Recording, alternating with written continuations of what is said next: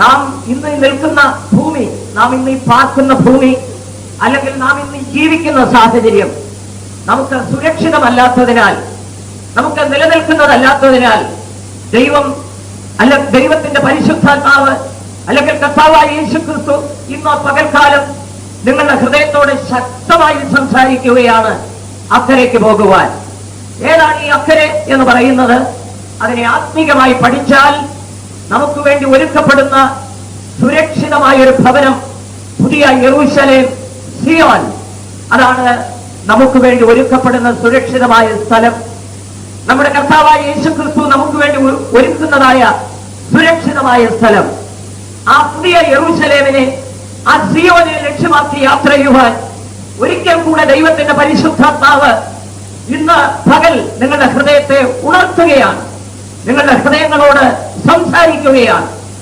ഇവിടെ ഇനിയും വാസമുറപ്പിച്ച്, ഇവിടെ അടിസ്ഥാനമിട്ട്, ഇവിടെ സ്ഥിരമാക്കുവാൻ ശ്രമിക്കാതെ, കാരണം ഈ ഭൂമി സുരക്ഷിതമല്ല, ഈ ലോക ജീവിതം സുരക്ഷിതമല്ല. ഒരു കാര്യം വ്യക്തമായി ഓർപ്പിക്കട്ടെ, നമുക്ക് മുൻപിലുള്ള നാളുകൾ ഒരുപക്ഷെ യേശുവിന്റെ വീണ്ടും വരവ് താമസമായിട്ടുണ്ടെങ്കിൽ നമുക്ക് മുൻപിലുള്ള നാളുകൾ സുഖകരമായ നാളുകളല്ല, അത് സ്വസ്ഥതയുടെ നാളുകളല്ല, അത് സന്തോഷത്തിന്റെ നാളുകളുമായിരിക്കുകയില്ല. കാരണം അല്പസമയമേ ഉള്ളൂ എന്നറിഞ്ഞ് പിശാച് മുഴു ശക്തിയോടെ പ്രവർത്തിച്ചുകൊണ്ടിരിക്കുന്ന ഒരു കാലഘട്ടമാണ്. യേശുക്രിസ്തു വീണ്ടും വരുമെന്ന് സാത്താൻ അറിയാം, യേശുക്രിസ്തു വേഗം വരുമെന്ന് സാത്താൻ അറിയാം. ഒരു കൂട്ടം വിശുദ്ധന്മാർ ഈ ഭൂമിയിൽ നിന്ന് പറന്നു പോകുവാൻ പോകുന്നു എന്നുള്ള വിഷയം സാത്താൻ അറിയാം. അതുകൊണ്ട് കഴിവുള്ളിടത്തോളം യേശുക്രിസ്തുവിന്റെ വീണ്ടും വരവിൽ പോകുവാൻ ആഗ്രഹിക്കുന്നവരെയും ഒരുങ്ങിക്കൊണ്ടിരിക്കുന്നവരെയും തടയുവാനായി ശത്രുവാകുന്ന സാത്താൻ മുഴു ശക്തിയോടെ പ്രവർത്തിച്ചുകൊണ്ടിരിക്കുന്ന ഒരു കാലഘട്ടമാണ്.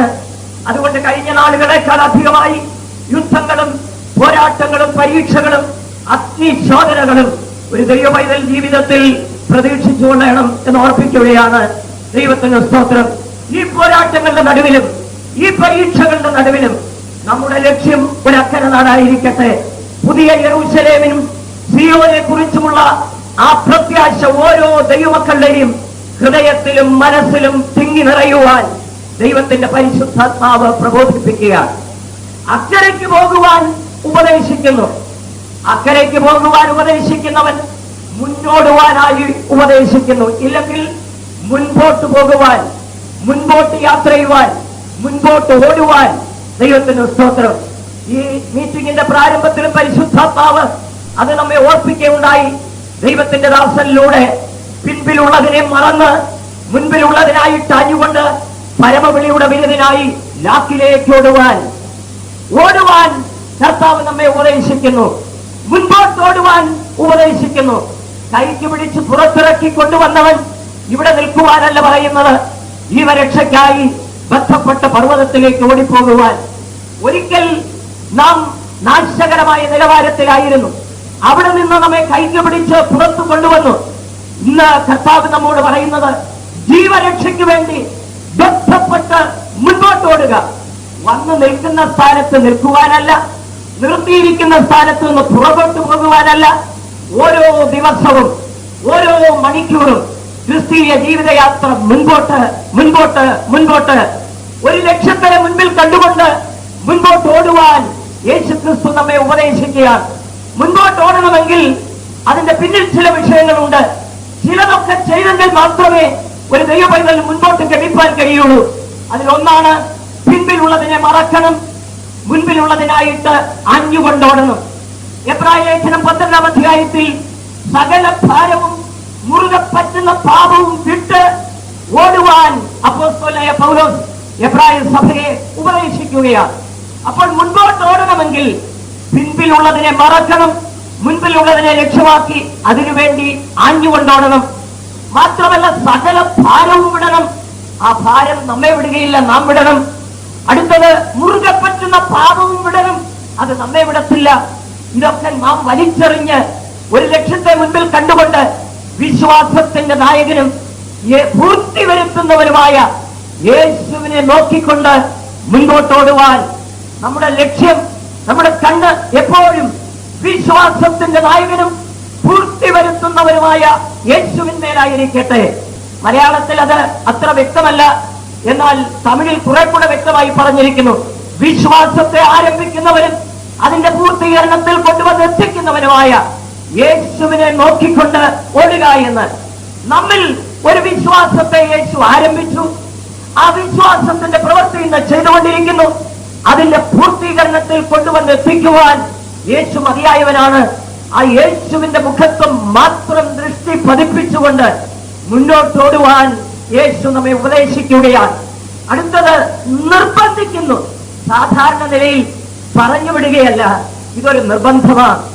അക്കരയ്ക്ക് പോകുവാൻ നിർബന്ധിക്കുന്നു, മുൻപോട്ടോടുവാൻ നിർബന്ധിക്കുന്നു, സകല ഭാരവും മുറുകെ പറ്റുന്ന പാപവും വിട്ടോടുവാൻ നിർബന്ധിക്കുന്നു, പിൻപിലുള്ളതിനെ മറന്ന് മുൻപിലുള്ളതിനായി താഞ്ഞുകൊണ്ട് ഓടുവാൻ നിർബന്ധിക്കുന്നു.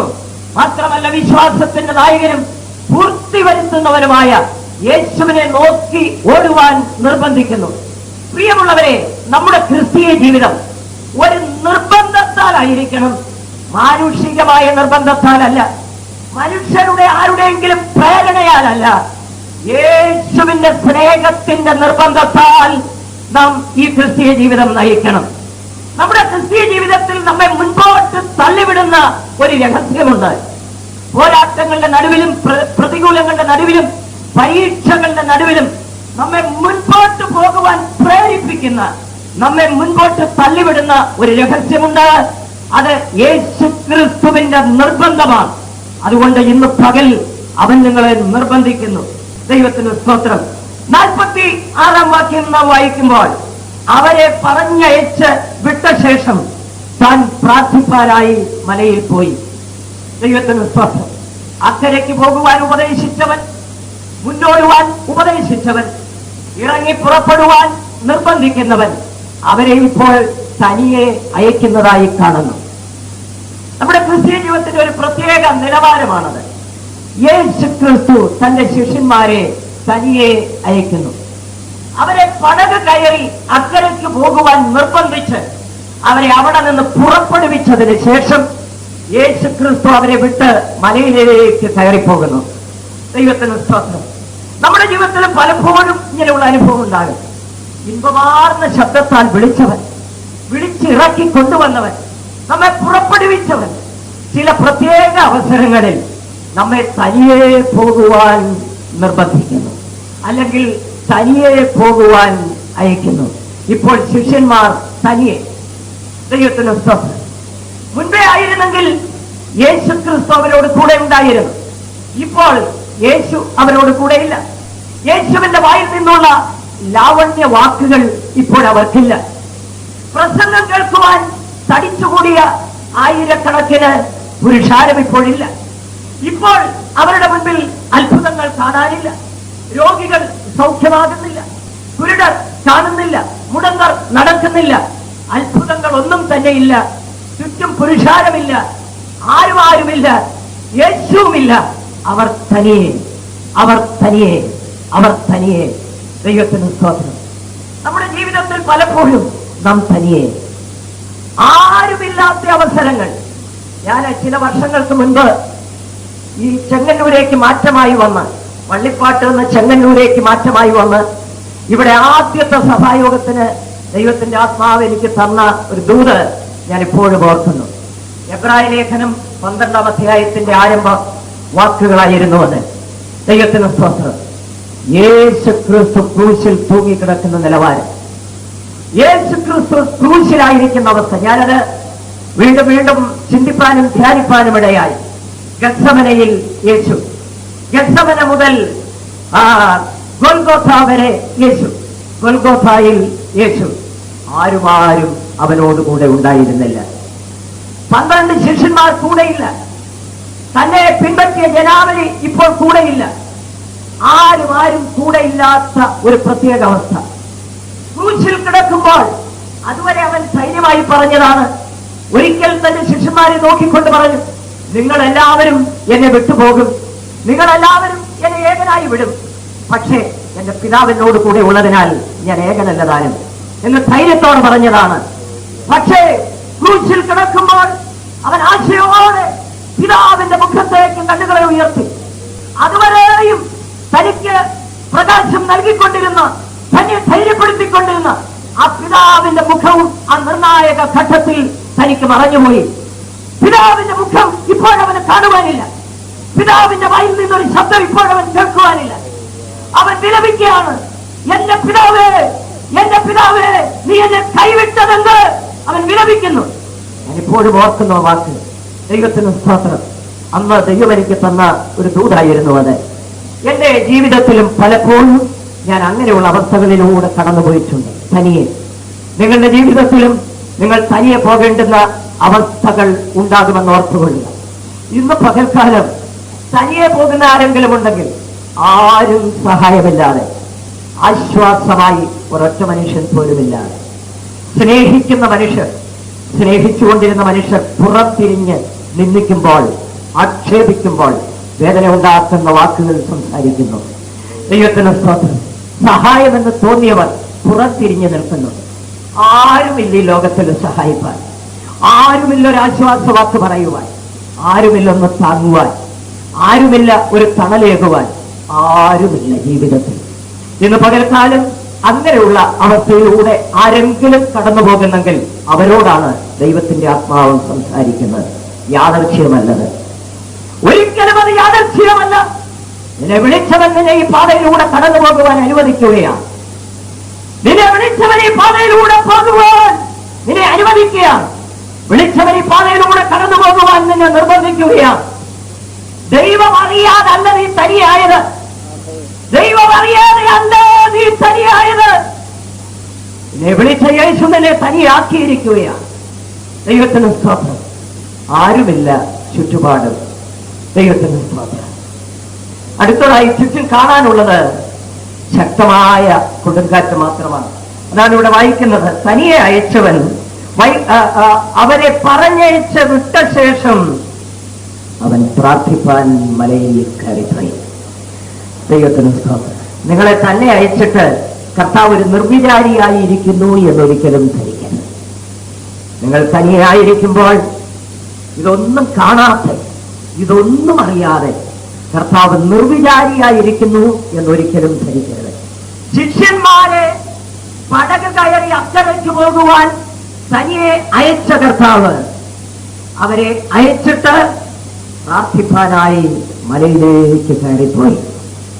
നമ്മെ തനിയെ പോകുവാൻ ജീവിതത്തിന്റെ ചില പ്രത്യേക അവസരങ്ങളിൽ അവൻ അനുവദിച്ചിട്ട് അവൻ നമ്മെ തനിയെ വിടുകയല്ല, നമുക്ക് വേണ്ടി പിതാവിന്റെ വലഭാഗത്ത് പക്ഷപാതം ചെയ്യുന്നു. 24 മണിക്കൂർ, രാത്രിയിൽ, പകല്, ജീവിതത്തിന്റെ നിർണായകമായ അവസരങ്ങളിൽ ഒരു കാര്യം ഞാൻ ഓർപ്പിക്കട്ടെ, നിങ്ങൾ തനിയല്ല, നിങ്ങൾക്ക് വേണ്ടി ഒരുവൻ പിതാവിന്റെ വലഭാഗത്ത് പക്ഷപാതം ചെയ്യുന്നു. ദൈവത്തിന് സ്തോത്രം. പത്രോസിനോട് പറഞ്ഞ പോലെ, ശിമോനെ, ശിമോനെ, സാത്താൻ നിന്നെ കോതമ്പ് പോലെ മാറ്റേണ്ടതിന് എന്നോട് അനുവാദം ചോദിച്ചു. ഞാൻ അനുവദിച്ചിരിക്കുന്നു. സാത്താന്റെ കയ്യിൽ നിന്നെ ഏൽപ്പിക്കുന്നു. പക്ഷേ നിന്റെ വിശ്വാസം പോയി പോകാതിരിക്കാൻ ഞാൻ നിനക്ക് വേണ്ടി അപേക്ഷിക്കുന്നു. ദൈവത്തിന് സ്തോത്രം. ഇന്ന് പകൽ നമുക്ക് ധൈര്യപ്പെടാം. ഞാൻ തനിയാണെങ്കിലും എനിക്ക് വേണ്ടി ഒരുവൻ പിതാവിന്റെ വലഭാഗത്തിരിക്കുന്നു. നമ്മുടെ കണ്ണുകൾ അവിടേക്ക് ഉയരട്ടെ. പിതാവിന്റെ വലഭാഗത്ത് നമ്മുടെ മേൽ ദൃഷ്ടി പതിപ്പിച്ചുകൊണ്ട്, എന്നെയും നിങ്ങളെയും മനസ്സിലും ഹൃദയത്തിലും വഹിച്ചുകൊണ്ട്, എന്റെയും നിങ്ങളുടെയും വിശ്വാസം പോയി പോകാതിരിക്കാൻ അഗ്നിശോധനയുടെ നടുവിൽ, ഏകാന്തതയുടെ നടുവിൽ, എല്ലാവരും കൈവിടപ്പെട്ട അവസ്ഥയിൽ, ആരും ആശ്വാസമില്ലാതിരിക്കുമ്പോൾ, ആരും തങ്ങില്ലാതിരിക്കുമ്പോൾ, തണലില്ലാതിരിക്കുമ്പോൾ, നമുക്ക് വേണ്ടി പിതാവിന്റെ വലഭാഗത്ത് പക്ഷപാതം ചെയ്യുന്ന ഒരുവന്റെ മുഖത്തേക്ക് ഇന്ന് പകൽ കണ്ണുകൾ ഉയർത്തുവാൻ, അവന്റെ മുഖത്തേക്ക് കണ്ണുകൾ പതിപ്പിക്കുവാൻ, ജീവിതം ധൈര്യപ്പെടുവാൻ, ഉറയ്ക്കുവാൻ ദൈവത്തിന് സ്തോത്രം. 47-ാം വാക്യം വായിക്കുമ്പോൾ, വൈകുന്നേരമായപ്പോൾ ഒരു വൈകുന്നേരം അവരുടെ ജീവിതത്തിൽ അവർ നേരിടുന്നു. നമ്മുടെ ക്രിസ്തീയ ജീവിതത്തിലും ഒരു വൈകുന്നേരത്തെ പ്രതീക്ഷിക്കണം. വൈകുന്നേരം എന്ന് പറയുമ്പോൾ സൂര്യൻ അസ്തമിക്കുവാൻ തുടങ്ങുന്നു. ഇരുൾ ഭൂമിയെ കീഴടക്കുവാൻ തുടങ്ങുന്നു. ഇരുളിനും ആ വെളിച്ചത്തിനും മധ്യയുള്ള പ്രത്യേക കാലഘട്ടത്തെയാണ് വൈകുന്നേരം എന്ന് പറയുന്നത്. നമ്മുടെ ജീവിതത്തിൽ ചിലപ്പോൾ ചില വൈകുന്നേരങ്ങളിലൂടെ കടന്നു പോകണം. നമുക്ക് തോന്നും സൂര്യൻ അസ്തമിക്കുകയാണ്, അധികം താമസിയാതെ ഇരുൾ മൂടും. ദൈവത്തിന് സ്തോത്രം. വെളിച്ചം നഷ്ടപ്പെടും, ഇരുൾ ജീവിതത്തെ മൂടും എന്ന് പ്രതീക്ഷിക്കുന്ന പ്രത്യേക ദിനങ്ങൾ. വൈകുന്നേരമായപ്പോൾ സംഭവിച്ചത് എന്താണെന്നറിയാമോ? 47-ാം വാക്യത്തിൽ പടക് കടലിന്റെ നടുവിലും താൻ ഏകനായി കരയിലുമായിരുന്നു.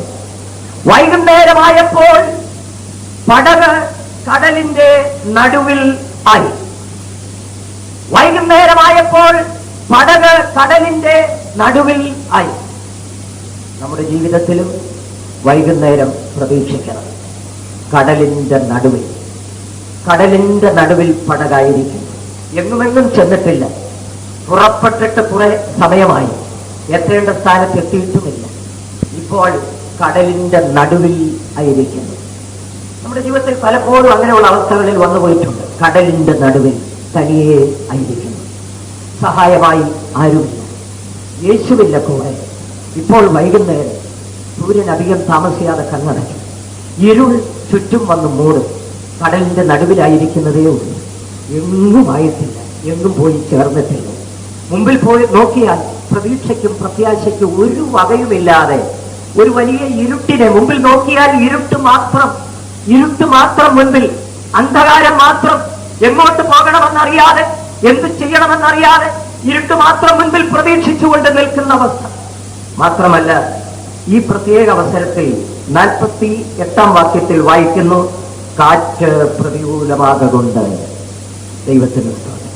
ഈ വൈകുന്നേരത്തിൽ കടലിന്റെ നടുവിൽ ഏകരായിരിക്കുന്ന ശിഷ്യന്മാരെ ഇപ്പോൾ കാറ്റ് പ്രതികൂലമായി ബാധിക്കുന്നു. ദൈവത്തിന് സ്തോത്രം. അതുവരെ വലിയ പ്രതികൂലമില്ലായിരുന്നു, ചുറ്റുപാടും സാഹചര്യങ്ങളും അനുകൂലമായിരുന്നു. എന്നാൽ ഇപ്പോൾ കാറ്റ് പ്രതികൂലമായി. ശിഷ്യന്മാർ ചുറ്റും നോക്കിയാൽ ഉയർന്നു പൊങ്ങുന്ന തിരമാലകൾ, വീശി അടിക്കുന്ന കൊടുങ്കാറ്റ്, ഇളകി ആടുന്ന പടക്, മുങ്ങിപ്പോകുമോ എന്നുള്ള ഭയം, അടുത്ത നിമിഷത്തിൽ പ്രാണൻ നഷ്ടപ്പെടുമെന്നുള്ള ഭീതി അവരെ മൂടുന്നു. കാറ്റ് പ്രതികൂലമായി. ദൈവത്തിന് സ്തോത്രം. ക്രിസ്തീയ ജീവിതം എന്ന് പറയുന്നത് ഇങ്ങനെയുള്ള പാതകളിലൂടെ ഉള്ള കടന്നുപോക്കാണ്. പലരും പ്രതീക്ഷിക്കുന്നു ക്രിസ്തീയ ജീവിതം നാഷണൽ ഹൈവേയിലൂടെയുള്ള യാത്രയാണെന്ന്. ഇസ്രായേൽ ജനത്തെ കുറിച്ച് പഠിക്കുമ്പോൾ അവരെ മിസ്രയീമിൽ നിന്ന് വിടുവിച്ചു കൊണ്ടുവരുന്ന സമയത്ത് മോശെ മുഖാന്തരം യഹോവ അവരോട് അരുളി ചെയ്യുന്നു, നിങ്ങളെ വിടുവിപ്പാൻ ഇറങ്ങി വന്നിരിക്കുന്നു. മിസ്രയീമി അടിമത്വത്തിൽ നിന്ന് നിങ്ങളെ വിടുവിക്കുക മാത്രമല്ല, പാലും തേനും ഒഴുകുന്ന കനാനിൽ നിങ്ങളെ കൊണ്ടുപോയി എത്തിക്കുവാൻ, അവിടെ കൊണ്ടുപോയി ആ ദേശത്തെ നിങ്ങൾക്ക് അവകാശമായി തരുവാൻ ഇറങ്ങി വന്നിരിക്കുന്നു. ഞാൻ വേദഭാഗം വായിക്കുമ്പോൾ പലപ്പോഴും ചിന്തിക്കാറുണ്ട്. വിടുവിക്കുന്ന കാര്യം പറഞ്ഞു, കനാനിൽ കൊണ്ടുപോയി എത്തിക്കുന്ന കാര്യം പറഞ്ഞു, പാലും തേനും ഒഴുകുന്ന ദേശം അവകാശമായി തരുന്ന കാര്യം പറഞ്ഞു. പക്ഷേ അന്ന് അല്ലെങ്കിൽ അപ്പോൾ 40 ദീർഘമായ വർഷങ്ങൾ മരുഭൂമിയിലൂടെ കടന്നു പോകണമെന്നുള്ള കാര്യം പറഞ്ഞില്ല. മരുഭൂമിയിൽ നിങ്ങൾക്ക് കുടിക്കുവാൻ വെള്ളമുണ്ടായിരിക്കില്ല എന്നുള്ള വിഷയം പറഞ്ഞില്ല. അവിടെ നിങ്ങൾക്ക് ഭക്ഷിപ്പാൻ ആഹാരമുണ്ടായിരിക്കില്ല എന്നുള്ള കാര്യം പറഞ്ഞില്ല. അവിടെ അഗ്നിസർപ്പവും അവിടെ തേളുമാണ് നിങ്ങൾക്കുള്ളത് എന്ന് പറഞ്ഞില്ല. മരുഭൂമിയിലൂടെയാണ് നിങ്ങൾ യാത്ര ചെയ്യേണ്ടത് എന്ന് പറഞ്ഞില്ല. ദൈവത്തിന്റെ വലിയ ജ്ഞാനമാണ് അവിടെ കാണുന്നത്. ഞാൻ പലപ്പോഴും ചിന്തിക്കും, ദൈവം വലിയ സൂത്രത്തിലാണല്ലോ ഇവരെ അവിടെ നിന്ന് പുറപ്പെടുവിച്ചത്. ഇല്ലെങ്കിൽ നിങ്ങൾ പോകേണ്ടത് ഒരു ചെങ്കടലിലൂടെയാണ്, അല്ലെങ്കിൽ മാറായിലൂടെയാണ്, ഇല്ലെങ്കിൽ മരുഭൂമിയിലൂടെയാണ്. അവിടെ നിങ്ങൾക്ക് വെള്ളമില്ല, അവിടെ നിങ്ങൾക്ക് ഭക്ഷിപ്പാൻ ആഹാരമില്ല, അവിടെ നിങ്ങൾക്ക് തലയ്ക്ക് മുകളിൽ കത്തിജ്വലിക്കുന്ന സൂര്യനാണ്, താഴെ ചുട്ടുപഴുത്ത മണലാണ്, ചുറ്റും വീശിയടിക്കുന്ന മണൽക്കാറ്റാണ്. ഇതൊക്കെ പറഞ്ഞാൽ അവർ ഒരെണ്ണം അവിടെ നിറങ്ങത്തില്ല. അവർ പറയും, കർത്താവേ, പാലും തേനും ഒഴുകുന്ന കനാലില്ലെങ്കിലും വേണ്ട, ഇവിടെയുള്ള ഇഷ്ടിക ചുട്ട് അല്പ ഇറച്ചി കഷ്ണങ്ങളും ഒക്കെ തിന്ന് ഞങ്ങൾ ഇവിടെ കഴിഞ്ഞോളാം. അവർ പറയുന്നവരാണെന്ന് പിന്നീടുള്ള യാത്രാ മധ്യത്തിൽ മനസ്സിലായി. എത്രയേറെ അത്ഭുതങ്ങൾ ദൈവം അവരുടെ ജീവിതത്തിൽ ചെയ്തിട്ടും, അവരുടെ കണ്ടുകൊണ്ട് കാണത്തക്ക നിലവാരത്തിൽ ചെയ്തിട്ടും ഒരിക്കൽ അവർ പറയുകയാണ്, ഞങ്ങൾ മിസ്രയീമിൽ വില കൂടാതെ തിന്നു വന്നിരുന്നതായ ആ പച്ചക്കറികളല്ല ഞങ്ങളിപ്പോൾ ഓർക്കുന്നു, അന്ന് ഞങ്ങൾ ഇറച്ചിക്കലങ്ങളുടെ അടുക്കലിരുന്നവരായിരുന്നു. അവർ ദൈവത്തോട് പറയുകയാണ്, അന്ന് മിസ്രയീമിൽ ഇറച്ചിക്കലങ്ങളുടെ അടുക്കൽ ഇരുന്നതുമായ നിലവാരത്തിൽ അവിടെ വെച്ച് മരിച്ചിരുന്നെങ്കിൽ കൊള്ളായിരുന്നു. അവർ മരിക്കാനാണ് ആഗ്രഹിക്കുന്നത്. എങ്ങനെ മരിക്കാനാണെന്നറിയാമോ? ഇറച്ചിക്കലങ്ങളുടെ അടുക്കലിരുന്ന് ആ വേവിച്ചു വെച്ചിരിക്കുന്ന ഇറച്ചി കുറേശമായി തിന്നുകൊണ്ട് അവിടെ വെച്ച് മരിക്കാൻ ആഗ്രഹിക്കുന്നത്. അതുകൊണ്ടാണ് അവർ പറയുന്നത്, ആ ഇറച്ചിക്കലങ്ങളുടെ അടുക്കലിരുന്ന് ആ മത്തങ്ങായും വെള്ളരിക്കായും ആ ഉള്ളികളും ഒക്കെ തിന്നുകൊണ്ട് അവിടെ സുഖമായി ഭക്ഷിച്ച് അവിടെ കടന്നു മരിക്കാൻ ഞങ്ങൾ ആഗ്രഹിക്കുന്നു എന്നവർ പറയുകയാണ്. ഈ ഇടക്കാലത്തുള്ള ഈ കടന്നു പോകുന്ന ജീവിതത്തിന്റെ വഴികൾ പറഞ്ഞിരുന്നെങ്കിൽ അവർ ഒരിക്കലും പുറപ്പെടുമായിരുന്നില്ല. എങ്കിലും അതാണ് നമുക്കായി വെച്ചിരിക്കുന്ന പാത. നാം കടന്നു പോകേണ്ടുന്ന പാതയാണ്. അതുകൊണ്ടാണ് അപ്പോസ്തലന്മാരുടെ കാലത്ത് ആത്മാക്കളെ രക്ഷയിലേക്ക് നടത്തി, സ്നാനത്തിലേക്കും അഭിഷേകത്തിലേക്കും നടത്തിയതിനു ശേഷം അപ്പോസ്തലന്മാർ വീണ്ടും ഈ സഭകളെ സന്ദർശിച്ച് വിശ്വാസത്തിൽ നിൽക്കണമെന്നും അനേക കഷ്ടങ്ങളിലൂടെ ദൈവരാജ്യത്തിൽ കടക്കണമെന്നും പറഞ്ഞ ശിഷ്യന്മാരുടെ മനസ്സ് ഉറപ്പിച്ചു പോന്നു എന്നാണ്. ദൈവത്തിന് സ്തോത്രം. അനേക കഷ്ടങ്ങളിലൂടെയാണ് ദൈവരാജ്യത്തിലേക്ക് പോകേണ്ടത്. അവയുടെ മധ്യത്തിൽ വിശ്വാസത്തിൽ ഉറച്ചു നിൽക്കുവാൻ അപ്പോസ്തലന്മാർ വീണ്ടും അവർക്ക് ഉറപ്പിന് വേണ്ട, അവരുടെ ധൈര്യത്തിന് വേണ്ട വാക്കുകൾ പറഞ്ഞവരെ ധൈര്യപ്പെടുത്തി. നമുക്ക് സ്വർഗരാജ്യത്തിലേക്കുള്ള വഴി ഒരു കഷ്ടമല്ല, അനേക കഷ്ടങ്ങളിലൂടെയാണ് എന്ന് പറഞ്ഞവരെ ധൈര്യപ്പെടുത്തുന്നതായി നാം കാണുന്നത്. നമ്മുടെ ക്രിസ്തീയ ജീവിതത്തിൽ കാറ്റ് പ്രതികൂലം. ഇന്ന് പകൽക്കാലം കാറ്റ് പ്രതികൂലമായിരിക്കുന്ന ആരെങ്കിലും ഉണ്ടോ? ഈ ശബ്ദപരിധിക്കുള്ളിൽ, ഈ പന്തലിൻ കീഴിൽ നിങ്ങളുടെ ജീവിതയാത്രയിൽ കാറ്റ് പ്രതികൂലം. എങ്ങോട്ട് നോക്കിയാലും പ്രതികൂലം. ദൈവത്തിന് സ്തോത്രം. ഞാൻ ചില മാസങ്ങൾക്ക് മുൻപ് തൂത്തുക്കുടിയിൽ ഒരു മീറ്റിങ്ങിന് വേണ്ടി പോയപ്പോൾ ഒരു സിസ്റ്റർ എന്റെ അടുക്കൽ വന്ന് കരഞ്ഞ് ചില വാക്കുകൾ പറയുവാൻ, മാസ്റ്റർ, ഞാൻ 5 വർഷമായി ഞെരുക്കപ്പെടുന്നു. എനിക്കൊരു സ്വസ്ഥതയുമില്ല, എനിക്ക് ഒരു സമാധാനവുമില്ല, ഞാൻ ഞെരുക്കപ്പെട്ടുകൊണ്ടേയിരിക്കുന്നു. ദൈവത്തിന് സ്തോത്രം. ചില ആഴ്ചകൾക്ക് മുൻപ് കുണ്ടറ എന്ന് പറയുന്ന സ്ഥലത്ത് ഒരു മീറ്റിങ്ങിനായി കടന്നുപോയി. മീറ്റിംഗ് കഴിഞ്ഞ് ഞാൻ എന്റെ മുറിയിലായിരിക്കുമ്പോൾ ഒരു സഹോദരൻ എന്റെ മുറിയിലേക്ക് കടന്നു വന്നു. ദൈവത്തിന് സ്തോത്രം. ഒരു പുതുമുഖമാണ്. അദ്ദേഹം പറഞ്ഞു, ഒരു 5 മിനിറ്റ് എനിക്ക് അനുവദിക്കുമോ? ഞാൻ പറഞ്ഞു, അകത്തേക്ക് വന്നാട്ടെ എന്ന് പറഞ്ഞു. അത് എന്റെ അടുക്കിലേക്ക് വന്നു. ചില കാര്യങ്ങൾ താൻ പറഞ്ഞു. താനൊരു ബാങ്ക് ഓഫീസറാണ്, പ്രശസ്തമായ ഒരു കുടുംബത്തിൽ നല്ല യോഗ്യമായ നിലയിൽ ജീവിച്ചു വന്നയാൾ. എങ്കിലും താൻ എല്ലാ നിലയിലും ഇപ്പോൾ തകർന്നുകൊണ്ടിരിക്കുക. താൻ പറഞ്ഞത് ഇങ്ങനെയാണ്, പക്ഷേ ഞാൻ ഇപ്പോൾ 23 ലക്ഷം രൂപ കടത്തിൽ നിൽക്കുന്നു. ഒരു പൈസ പോലും കൊടുത്തു തീർക്കുവാൻ എന്റെ കൈവശമില്ല. ഇന്ന് എന്റെ സ്വന്തമായ വീടും നഷ്ടപ്പെട്ട് ഞാൻ വാടക വീട്ടിൽ താമസിക്കുന്നു. എങ്ങനെ നാളത്തെ ദിവസം കഴിച്ചു കൂട്ടുമെന്ന് പറയുവാൻ എനിക്ക് നിവർത്തിയില്ല എന്ന് പറഞ്ഞ് താൻ പൊട്ടിക്കരഞ്ഞു. എന്റെ ഹൃദയവും ഉടഞ്ഞുപോയി, ഞാനും കരഞ്ഞു. ഞാൻ പറഞ്ഞു അദ്ദേഹത്തോട്, ബ്രദർ, നിങ്ങൾക്ക് വേണ്ടി ദൈവം അത്ഭുതം ചെയ്യും. അത് മാത്രമേ പറയാൻ എനിക്ക് കഴിവുള്ളായിരുന്നു. ദൈവത്തിന് സ്തോത്രം. താൻ പറയാം, എല്ലാം പ്രതികൂലം, എല്ലാം പ്രതികൂലം. എന്ത് ചെയ്യണമെന്ന് എനിക്ക് അറിഞ്ഞുകൂടാ, എങ്ങനെ മുന്നോട്ട് പോകണമെന്ന് എനിക്ക് അറിഞ്ഞുകൂടാ. ബിസിനസ്സിൽ പ്രതികൂലം, കൃഷിക്കാര്യങ്ങളിൽ പ്രതികൂലം, കാറ്റ് പ്രതികൂലം, കുടുംബത്തിൽ പ്രതികൂലം. അനുകൂലമായിരുന്ന മനുഷ്യരൊക്കെ പെട്ടെന്ന് മുഖം മാറുന്നു. അവരുടെ വാക്കുകൾക്കൊക്കെ വ്യത്യാസം, അവരുടെ ഇടപാടുകൾക്കൊക്കെ വ്യത്യാസം. സ്നേഹത്തോടെ ഇടപെട്ടുകൊണ്ടിരുന്നവർ പെട്ടെന്ന് പ്രതികൂലമായി തീരുന്നു. ഇടപാടുകളൊക്കെ വേദന ഉണ്ടാക്കുന്നു, വാക്കുകളൊക്കെ ഹൃദയത്തെ കുത്തി മുറിവേൽപ്പിക്കുന്നത്. ഒരുപക്ഷെ നിങ്ങൾക്ക് അങ്ങനെ ഉണ്ടായിട്ടില്ലായിരിക്കും. ഇല്ലെങ്കിൽ നാളെ നിങ്ങൾ പ്രതീക്ഷിച്ചു കൊള്ളണം, ഇതില്ലാതെ സ്വർഗത്തിലേക്ക് ഒരു വഴിയില്ല. ദൈവത്തിന് സ്തോത്രം. അങ്ങനെയെല്ലാം പ്രതികൂലമായി തീർന്ന ഒരവസ്ഥ. ഇവർക്ക് കാറ്റ് പ്രതികൂലമായി, എല്ലാം പ്രതികൂലം. കുടുംബത്തിൽ പ്രതികൂലം, ചുറ്റുപാടുകൾ പ്രതികൂലം, ബിസിനസ്സിൽ പ്രതികൂലം, ജോലി സ്ഥലത്ത് പ്രതികൂലം. ഒരു ഗവൺമെന്റ് ജോലിക്കാരനായ വിശ്വാസി സഹോദരൻ ഒരിക്കൽ പറഞ്ഞത് ഞാൻ എപ്പോഴും ഓർക്കുന്നു. ബ്രദർ, ഒരു നിലയിലും 1 മണിക്കൂർ പോലും എന്റെ ഓഫീസിൽ ജോലി ചെയ്യുവാൻ എന്റെ മേലുദ്യോഗസ്ഥന്മാരും എന്റെ കീഴുദ്യോഗസ്ഥന്മാരും, കുറഞ്ഞപക്ഷം എന്റെ പ്യൂൺ പോലും എന്നെ അനുവദിക്കുന്നില്ല. അതുപോലെ എന്നോട് പോരാട്ടമാണ്. ഒരു നിലയിലും എന്നെ ഒരു നിമിഷം പോലും നിൽക്കാൻ അനുവദിക്കുന്നില്ല. അതുപോലെ എന്നോട് പോരാടുന്നു. ദൈവത്തിന് സ്തോത്രം. ഞാൻ എന്ത് ചെയ്യണമെന്ന് എനിക്ക് അറിഞ്ഞുകൂടാ. ഞാൻ പറഞ്ഞു, യേശുവിന്റെ മുഖത്തേക്ക് നോക്ക്, നമ്മെ സഹായിക്കാൻ യേശു മാത്രമേ ഉള്ളൂ. ഇന്ന് പകൽ പ്രതികൂലം, സകലവും പ്രതികൂലം. ഒന്നും അനുകൂലമില്ലാത്ത അവസ്ഥ, ജോലി സ്ഥലത്ത് പ്രതികൂലം, പോകുന്നിടത്തൊക്കെ പ്രതികൂലം, കാറ്റ് പ്രതികൂലമാകയാൽ അടുത്തതായി അവർ തണ്ടു വലിച്ച് വലയുന്നത് അവൻ കണ്ടു. ദൈവത്തിന് സ്തോത്രം. തണ്ടു വലിച്ചു വലയുന്നു. യേശുവിന്റെ ശിഷ്യന്മാരെ സംബന്ധിച്ച് നോക്കിയാൽ ഏറിയ പങ്കും കടലിൽ നല്ല വലിയുള്ളത്. അവരാദ്യമായിട്ടല്ല പടകിൽ യാത്ര ചെയ്യുന്നത്, തണ്ടുവലിക്കുന്നതും ആദ്യമല്ല. കാറ്റും അവർക്ക് പുത്തരിയല്ല, തിരമാലകളും അവർക്ക് പുതിയ കാര്യമല്ല.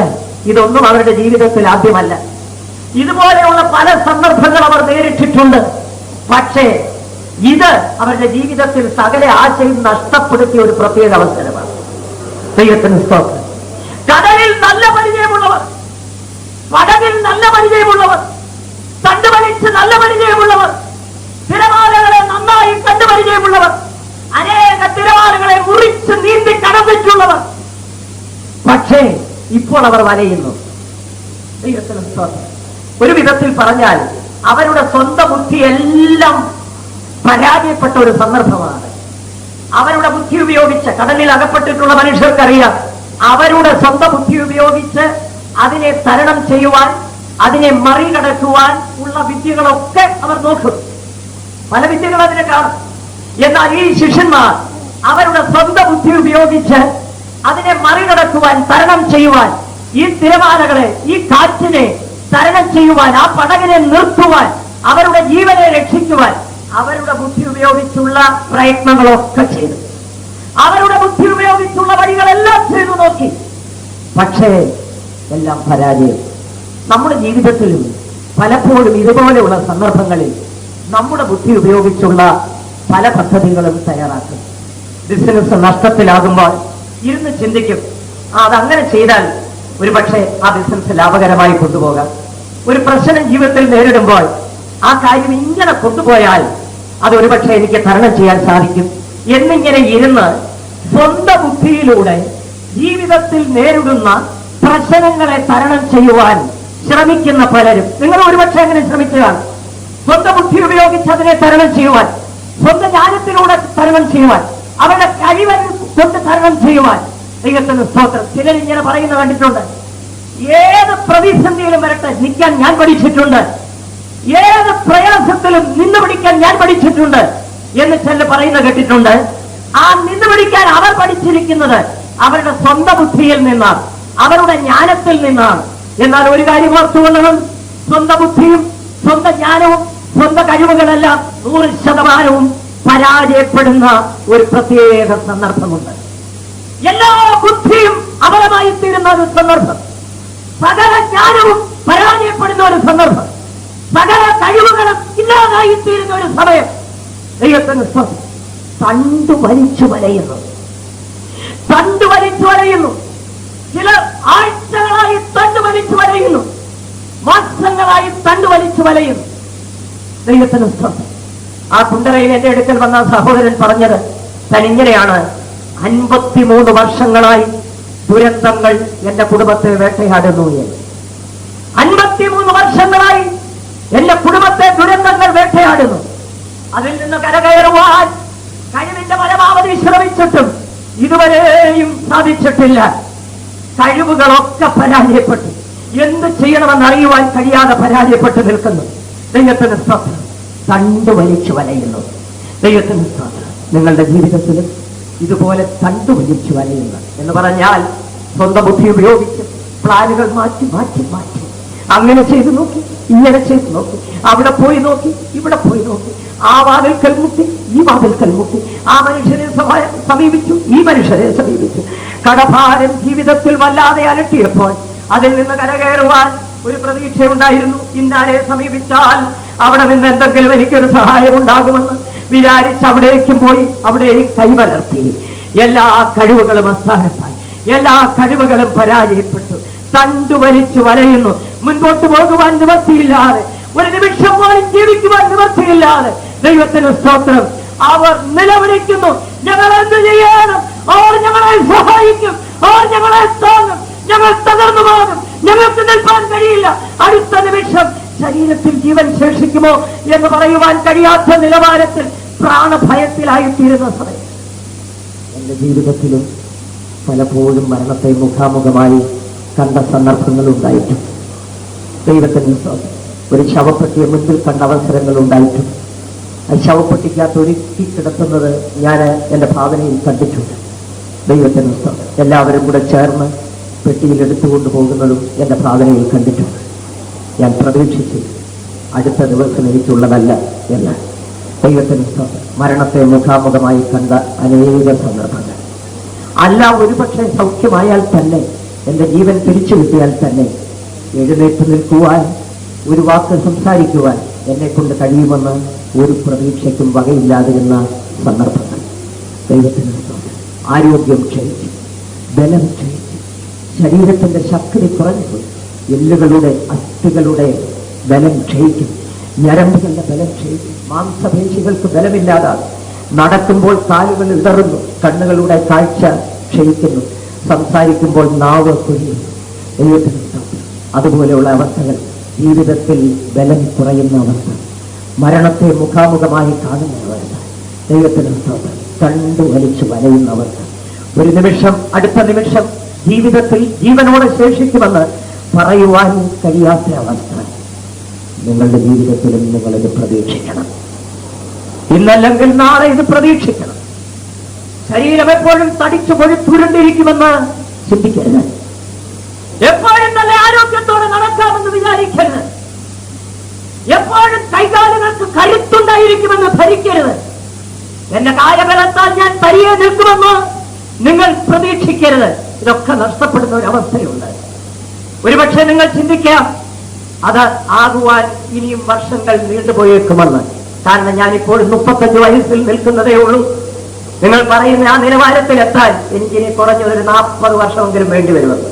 കാരണം 75 വയസ്സ് വരെയെങ്കിലും ഞാൻ ആരോഗ്യത്തോടെ ഇരിക്കുമെന്ന് ഒരുപക്ഷെ നിങ്ങൾ പ്രതീക്ഷിക്കുന്നുണ്ടാവും. ദൈവത്തിന് സ്തോത്രം. ഒരു ഗ്യാരണ്ടിയുമില്ല. ലോകത്തിൽ ഗ്യാരണ്ടി ഇല്ലാത്തത് മനുഷ്യന് മാത്രമേ ഉള്ളൂ. നിങ്ങൾ ഒരു ഇലക്ട്രോണിക്സ് കടയിൽ ചെന്ന് ഒരു ടേപ്പ് റെക്കോർഡർ വാങ്ങിയാൽ 2 വർഷത്തെ ഗ്യാരണ്ടി തരും. ഒരു TV വാങ്ങിയാൽ അതിന് 2 വർഷത്തെ ഗ്യാരണ്ടി ഉണ്ട്. നിങ്ങൾ ഏതെങ്കിലും ഒരു ഇൻസ്ട്രുമെന്റ് വാങ്ങിയാൽ അതിന് ഒരുപക്ഷെ 1 വർഷത്തെ ഗ്യാരണ്ടി. ഒരു വാച്ച് വാങ്ങിയാൽ ഒരുപക്ഷെ അതിന് 2 വർഷത്തെ ഗ്യാരണ്ടി. ഗ്യാരണ്ടി ഇല്ലാത്ത ഒരു കാര്യം ഈ ലോകത്തിലുണ്ടെങ്കിൽ മനുഷ്യന് മാത്രമേ ഉള്ളൂ. അവന്റെ ശരീരത്തിന് ഒരു ഗ്യാരണ്ടിയുമില്ല. ഇന്ന് ആരോഗ്യത്തോടെ കാണുന്ന മനുഷ്യരും നാളെ ചുക്കിച്ചുളിഞ്ഞ് ഒരു പരുവമായി നടക്കുന്നത് കാണാൻ. ദൈവത്തിന് സ്തോത്രം. കണ്ണുകളുടെ കാഴ്ച കുറയുന്നു, കൈകാലുകളുടെ ശക്തി ക്ഷയിക്കുന്നു. ദൈവത്തിന് സ്തോത്രം. മുൻപിൽ അത് പ്രതീക്ഷിച്ചോളണം. ഞാൻ ഡ്രൈവിംഗ് പഠിക്കുന്ന സമയത്ത് ഡ്രൈവിംഗ് സ്കൂളിലാണ് പഠിച്ചത്. ഞങ്ങളെ ഡ്രൈവിംഗ് പഠിച്ച ആശാൻ ഞങ്ങളെ പഠിപ്പിക്കും. എപ്പോഴും കൂടെ പറയും.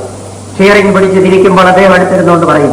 ടേണിങ്ങിൽ വരുമ്പോൾ പറയും, എപ്പോഴും പ്രതീക്ഷിച്ചോണം. ടേണിങ്ങിൽ വരുമ്പോൾ എതിരെ ഒരു വാഹനം വരുന്നു എന്ന് നിങ്ങൾ പ്രതീക്ഷിച്ചോളണം. ഒരുപക്ഷെ ഇല്ലായിരിക്കും, പക്ഷെ നിങ്ങളത് പ്രതീക്ഷിച്ചുകൊണ്ട് തന്നെ ഡ്രൈവ് ചെയ്യണം. വർഷങ്ങൾ പലത് കഴിഞ്ഞെങ്കിലും എപ്പോഴും ആ വാക്കിന്റെ ഓർമ്മയിലിരിക്കും. എപ്പോഴും പ്രതീക്ഷിച്ചോളണം എതിരെ ഒരു വാഹനം വരുന്നത്. ദൈവത്തിന് സ്തോത്രം. മറ്റൊരിക്കൽ ഞാനൊരിക്കൽ ഡ്രൈവ് ചെയ്ത് പോകുമ്പോൾ എന്റെ അടുക്കൽ ഇരുന്ന് പ്രായമുള്ള ഒരാൾ എന്നെ പറഞ്ഞ് മനസ്സിലാക്കിയത് ഇപ്പോഴും ഓർക്കുന്നു. വാഹനം ഓടിച്ചു പോകുമ്പോൾ എതിരെ വരുന്ന വണ്ടി നിന്നെ ഇടിക്കാൻ വരുന്നു എന്ന് തന്നെ പ്രതീക്ഷിച്ചോണോ എന്ന് പറഞ്ഞു. ദൈവത്തിന് സ്തോത്രം. അപ്പോഴേ ഞാനത് ചിന്തിക്കാൻ തുടങ്ങിയത്. എതിരെ വരുന്ന വാഹനം നിന്നെ ഇടിക്കാൻ തന്നെ വരികയാണെന്ന് പ്രതീക്ഷിച്ചോണം. ഒരുപക്ഷെ അങ്ങനല്ല, അല്ലെങ്കിൽ തന്നെ അത് പ്രതീക്ഷിച്ചുകൊണ്ട് വേണം ഓടിക്കാനെന്ന്. എന്ന് പറഞ്ഞാൽ അതിന്റെ അർത്ഥം അതുപോലെ നീ നിന്നെ തന്നെ സൂക്ഷിച്ചോണം, ഒതുങ്ങിക്കോണം, ഒഴിഞ്ഞോണമെന്ന്, ഇല്ലെങ്കിൽ അപകടമാണെന്ന്. നമ്മുടെ ജീവിതത്തിൽ എപ്പോഴും ഇത് തന്നെ പ്രതീക്ഷിച്ചുകൊണ്ട് ജീവിക്കണം. ദൈവത്തിന് സ്തോത്രം. എന്നാൽ എല്ലാം പ്രതികൂലമായി തീരുന്നവർ ഇവിടെ വായിക്കുന്നു, കാറ്റ് പ്രതികൂലമാകൊണ്ട് അവർ തണ്ടുവലിച്ചു വലയുന്നത് അവൻ കണ്ടു. ഒരുവൻ എല്ലാം കാണുന്നുണ്ട്. വിളിച്ചിറക്കിയവൻ, പോകുവാൻ നിർബന്ധിച്ചവൻ, പടകിൽ കയറ്റവൻ, കടലിന്റെ നടുവിലേക്ക് അയച്ചവൻ, തനിയെ വിട്ടവൻ, അവൻ മലയുടെ മുകളിൽ പ്രാർത്ഥിച്ചുകൊണ്ടിരിക്കുമ്പോൾ അങ്ങകലെ തണ്ടുവലിച്ച് വലയുന്ന വിഷമഘട്ടത്തിലായിരിക്കുന്ന നിലവിളിക്കുന്ന ശിഷ്യന്മാരെ അവൻ കണ്ടു. ദൈവത്തിന് സ്തോത്രം. ഇന്ന് പകൽക്കാലം ഈ കാര്യം ഞാൻ നിങ്ങളെ ഓർപ്പിക്കുകയാണ്. ഒരുവൻ നിങ്ങളെ കാണുന്നു. ഒരുവൻ നിങ്ങളെ കാണുന്നു. ഒരുവന്റെ കണ്ണ് നിങ്ങളുടെ മേലുണ്ട്. നിങ്ങളെ വിളിച്ചിറക്കിയവന്റെ കണ്ണ്, പടക കയറുവാൻ നിർബന്ധിച്ചവന്റെ കണ്ണ്, അക്കരയ്ക്ക് പോകുവാൻ നിർബന്ധിച്ചവന്റെ കണ്ണ്, ഏകനായി പോകുവാൻ അയച്ചവന്റെ കണ്ണ് നീണ്ടുണ്ട്. ഒരുപക്ഷെ നീ പറയും, എന്നെ കാണുവാൻ ആരുമില്ല, ഒരു മനുഷ്യനും എന്നെ കാണുവാനില്ല, എന്നെ കാണുവാൻ കൂട്ടുവിശ്വാസികളില്ല, കൂട്ടുവേലക്കാരില്ല, നടത്തിപ്പുകാരില്ല, എന്റെ സ്നേഹിതരില്ല, എന്റെ ബന്ധുമിത്രാദികളില്ല. ഒരു കാലത്ത് ഞാൻ നന്മ ചെയ്തവൻ, ഒരു കാലത്ത് എന്നിൽ നിന്ന് നന്മ അനുഭവിച്ചവൻ, അവര് പോലും ഇപ്പോഴെനിക്ക് എന്നെ കാണുവാനില്ല, എന്നെ കാണുവാനില്ല. ദൈവത്തിന് സ്തോത്രം. എന്നാൽ ഒരു കാര്യം ഞാൻ ഓർപ്പിക്കട്ടെ, യേശുവിന്റെ കണ്ണ് നിങ്ങളുടെ മേലുണ്ട്. അവന്റെ കണ്ണ് അന്ധമായി പോയിട്ടില്ല. ഏതവസ്ഥയിലും ഒരു ദൈവപൈതന്റെ മേൽ ദൃഷ്ടി പതിപ്പിക്കുന്നവനാണ് നമ്മുടെ കർത്താവായ യേശു. ധൈര്യമായിരിക്കും. ഇന്ന് പകൽക്കാലവും അവന്റെ ദൃഷ്ടി നിങ്ങളുടെ മേലുണ്ട്. നിങ്ങൾ കണ്ടുപിടിച്ച് വലയുന്നത് അവൻ കാണുന്നു. നിങ്ങൾ പ്രതികൂലങ്ങളിലായിരിക്കുന്നത് അവൻ കാണുന്നു. ദൈവത്തിന് സ്തോത്രം. നിങ്ങളുടെ കണ്ണ് തുറക്കട്ടെ. ഇന്ന് പകൽ നിങ്ങളെ കാണുന്ന ഒരുവനുണ്ട് എന്ന് കാണുവാൻ ഇന്ന് പകൽ നിങ്ങളുടെ കണ്ണ് തുറക്കട്ടെ. അപ്പോൾ നിങ്ങളുടെ ഹൃദയത്തിൽ ആശ്വാസമുണ്ടാകും. യേശു എന്നെ കാണുന്നു. ഹല്ലേലൂയ. വിശ്വസിക്കുന്നവർ കരങ്ങളെ ഉയർത്തിയവരല്ലേ പറയാമോ? എന്നെ യേശു എന്നെ കാണുന്നു എന്ന് പറയുന്നവർ വീണ്ടും ഹല്ലേലൂയ പറഞ്ഞാട്ടെ. അവനെ കാണും. ധൈര്യമായിരിക്കും. അവന്റെ കണ്ണ് നിങ്ങളുടെ മേലുണ്ട്. അടുത്തത്, കണ്ടു വലിച്ചു വലയുന്നത് അവൻ കണ്ടിട്ട് ഏകദേശം രാത്രി 4-ാം യാമത്തിൽ കടലിന്മേൽ നടന്ന് അവരുടെ അടുക്കൽ ചെന്നു. കാണുന്നവൻ കണ്ടിട്ട് അവിടെ ഇരിക്കുകയല്ല, അങ്ങ് അകലെ ഇരിക്കുകയല്ല, അവിടെ വിട്ട് ഇറങ്ങി വരുന്നു. മലയിൽ നിന്ന് ഇറങ്ങി വരുന്നു. കണ്ടു വലിച്ചു വലയുന്നവരുടെ അടുക്കലേക്ക് ഇറങ്ങി വരുന്നു. ദൈവത്തിന് സ്തോത്രം. ഇറങ്ങി വരുന്നു. പിതാവിന്റെ വലഭാഗത്ത് നമുക്ക് വേണ്ടി പക്ഷപാതം ചെയ്യുന്നവൻ, നമ്മെ ഹൃദയത്തിലും മനസ്സിലും വഹിച്ചുകൊണ്ട് ശോധനയുടെ നടുവിലൂടെ കടന്നു പോകുമ്പോൾ നമുക്ക് വേണ്ടി പക്ഷപാതം ചെയ്യുന്നവൻ, നാം കഷ്ടതയുടെ നടുവിലായിരിക്കുമ്പോൾ അവന്റെ ദിവ്യമായ സാന്നിധ്യവും നമ്മുടെ സമീപത്ത് നൽകുന്നു. അല്ലെങ്കിൽ ഇറങ്ങി വരുന്നു, നമ്മുടെ അടുക്കലേക്ക് ഇറങ്ങി വരുന്നു. ഇന്ന് പകൽക്കാലവും ഇറങ്ങി വന്നിരിക്കുന്നു. നിങ്ങളുടെ അടുക്കൽ അവൻ ഇറങ്ങി വന്നിരിക്കുന്നു. എനിക്കത് മാത്രമേ പറയാൻ. യേശു നിങ്ങളുടെ അടുക്കലേക്ക് ഇറങ്ങി വരുന്നു. അവൻ നിങ്ങളുടെ സമീപത്തേക്ക് ഇറങ്ങി വരുന്നു. കാണാൻ കഴിഞ്ഞിട്ടുണ്ടോ? യേശുവാണെന്ന് കാണാൻ കഴിഞ്ഞിട്ടുണ്ടോ? യേശു നിങ്ങളുടെ അടുക്കലേക്ക് ഇറങ്ങി വരുന്നു എന്ന് കാണുവാൻ കഴിഞ്ഞിട്ടുണ്ടോ? ദൈവത്തിന് നിർണായക നിമിഷങ്ങളിൽ മാനുഷിക കരങ്ങൾ സഹായമില്ലാതിരിക്കുമ്പോൾ, ആരുമില്ലാതിരിക്കുമ്പോൾ കർത്താവായ യേശു നേരിട്ടിറങ്ങി വന്നു. യോഹന്നാൻ അപ്പോസ്തലന്റെ ചരിത്രത്തിൽ നിന്ന് നമുക്കതൊരു ഗുണപാഠമായി പഠിക്കാൻ കഴിയും. യോഹന്നാൻ അപ്പോസ്തലൻ പത്മോസ് ദ്വീപിലേക്ക് നാടുകടത്തപ്പെട്ടു. താനിപ്പോൾ വാർദ്ധക്യത്തിലെത്തിയിരിക്കുകയാണ്. നല്ല യൗവനത്തിൽ യേശുവിനെ പിൻപറ്റി. ഗലീല കടൽ തീരത്ത് യേശുവിന്റെ ഇമ്പമാർന്ന ശബ്ദം കേട്ട്, ആകർഷണീയമായ ശബ്ദം കേട്ട് യൗവനത്തിൽ അവനെ പിൻപറ്റി. 3.5 വർഷം യേശുവിനോടുകൂടെ അത്ഭുതങ്ങളുടെ കാലം തന്നെയായിരുന്നു. യേശു ക്രിസ്തു ക്രൂശിക്കപ്പെട്ടു, അവൻ അടക്കം ചെയ്യപ്പെട്ടു, ഉയർത്തെഴുന്നേറ്റു. പരിശുദ്ധാത്മാവിനാൽ അപ്പോസ്തലന്മാർ നിറയപ്പെട്ടു. ശക്തമായ ഒരു ശുശ്രൂഷയായിരുന്നു പിന്നീട്. ദൈവത്തിന് സ്തോത്രം. രോഗികൾ സൗഖ്യമാകുന്നു. അവരോടുകൂടെ പാർക്കുവാൻ, അവരോടുകൂടെ പാർക്കുവാൻ അവനെ നിർബന്ധിച്ചു. ദൈവത്തിന് സ്തോത്രം. ഒരു കാര്യം ഞാൻ ദൈവമക്കളെ ഓർപ്പിക്കുകയാണ്, കർത്താവ് വലിഞ്ഞു കയറി അങ്ങോട്ട് വരത്തില്ല. വലിഞ്ഞു കയറി അങ്ങോട്ട് വരികയില്ല. അടുക്കളയ്ക്ക് വരുന്നവൻ ചില പ്രത്യേക അവസരങ്ങളില് കടന്നു പോകുന്നവനെ അടുത്തു വന്നിട്ട് കടന്നു പോകുന്നവനായി ഭാവിക്കുന്നു. പോകുന്നത് പോലെ ഭാവിക്കുന്നു. പോകാനല്ല, പക്ഷെ അങ്ങനെ ഭാവിക്കുക. എന്തിനാണ് കർത്താവ് അങ്ങനെ ചെയ്യുന്നതെന്നറിയാമോ? നിങ്ങൾ നിർബന്ധിക്കണം. നിങ്ങൾ നിർബന്ധിച്ചെങ്കിൽ മാത്രമേ അങ്ങോട്ട് അവൻ കടന്നു വരികയുള്ളൂ. ദൈവത്തിന് സ്തോത്രം.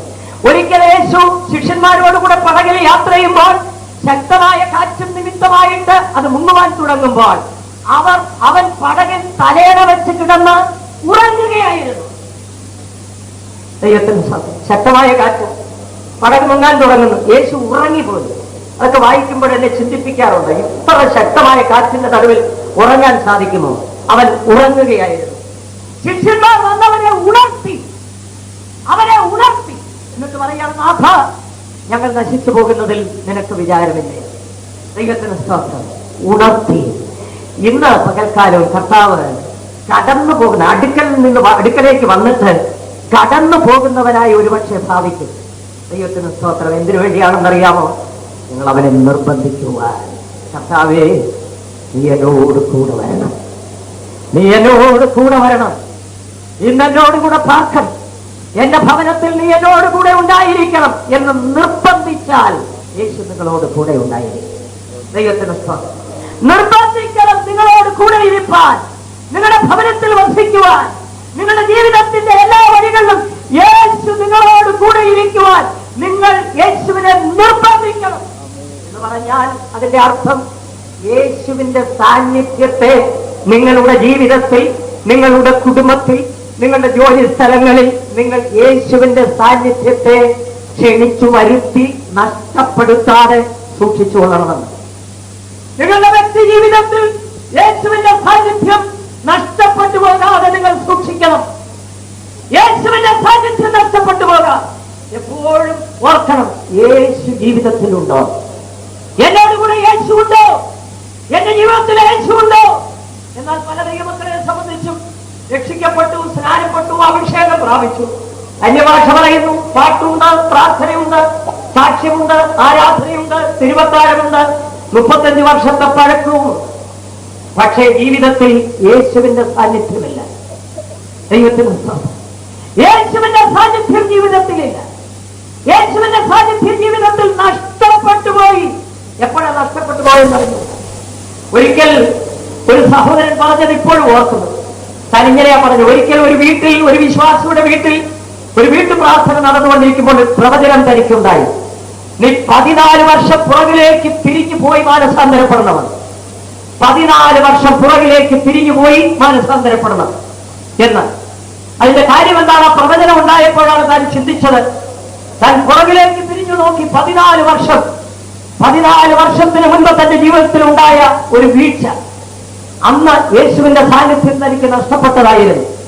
ഈ 14 വർഷവും യേശുവില്ലാതെയാണ് താൻ നടന്നത്. പ്രാർത്ഥനയുണ്ടായിരുന്നു, ആരാധനയുണ്ടായിരുന്നു, തിരുവത്താരമുണ്ടായിരുന്നു, എല്ലാം ഉണ്ടായിരുന്നു.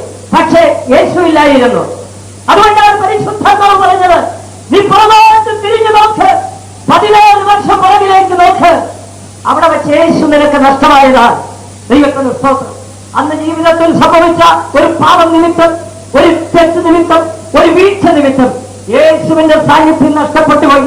യേശുവിനെ കൂടാതെ യാത്ര ചെയ്യും. അതറിഞ്ഞില്ല, തിരിച്ചറിയുവാൻ കഴിഞ്ഞില്ല. ദൈവത്തിന് സ്തോത്രം. ഞാൻ ചോദിക്കട്ടെ, നിങ്ങളുടെ ക്രിസ്തീയ ജീവിതയാത്രയിൽ യേശു ഉണ്ടോ? യേശു നിങ്ങളോട് കൂടെയുണ്ടോ?